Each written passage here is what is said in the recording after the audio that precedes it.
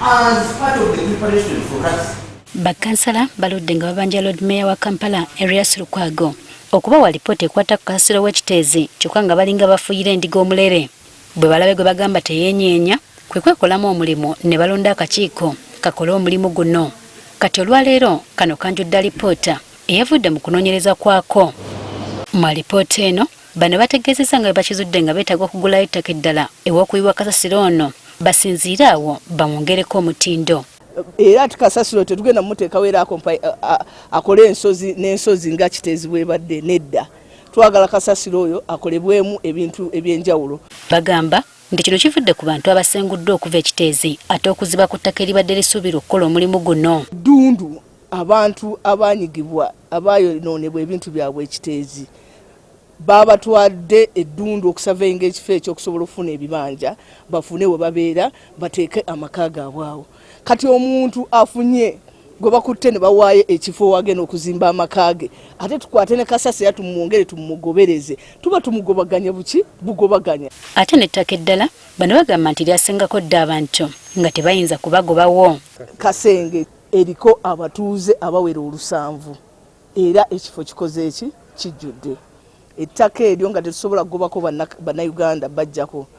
Kooti ne legal team ya KCCA nesalawo ettaka eryo lisaveyingibwe tutegeere abantu abatuddeko balabe engeri gye bakwataganamu ne KCCA okwegula.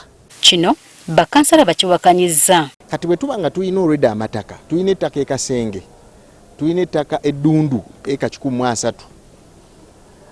Tewali nsonga lwaki tugenda mu prosesi y'okugula ettaka eddala. Kasenge ettaka eryo nalyo lyaffe newankubadde liriko abantu. N'olwekyo kiki ekitumazawo ssente endala ate tugule ettaka eddala. Era ne bakansala abaali we baali bagula ddundu baali konkushua ettaka eryo ligenda kukola viga bagiina nga bannaffe abamu gye balina. Naye ffe tugamba tuguze nnyo amataka ate nga tufiirwe. Kino era bategeezezza nga bwe kuba okwonoona ensimbi y'omuwi w'omusolo ng'ate waliwo ebintu ebirala bingi ebirina okukolebwako.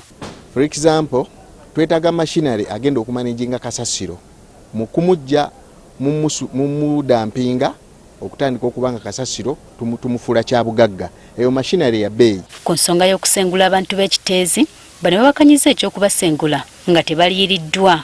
Ne tugamba nti okusasulibwa kw'abantu bano kwanguyibwe era kukolebweko mu mangu ddala basobole okubeera nga bafuna obwenkanya ne settlement.